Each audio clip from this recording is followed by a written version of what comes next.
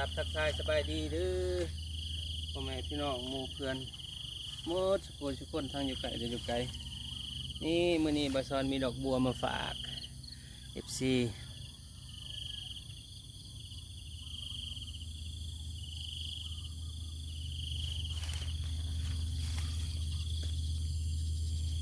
นี่ปลาบาซอน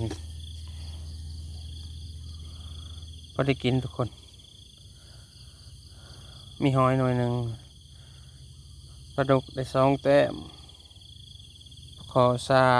3ปลาเค็ง2ปลาตะเพียน3ปลาปากนะปลาตะเพียนธรรมชาติงามๆ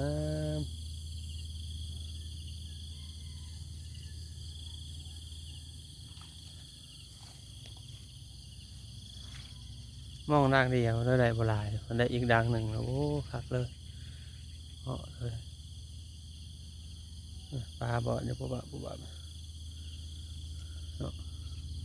ปลาธรรมชาติแน่แล้วก็ปลามันพ้นแห้งเลยเนาะมันหล่นออกจากน้องเพิ่นแน่มาลงใส่จุดนี้เลย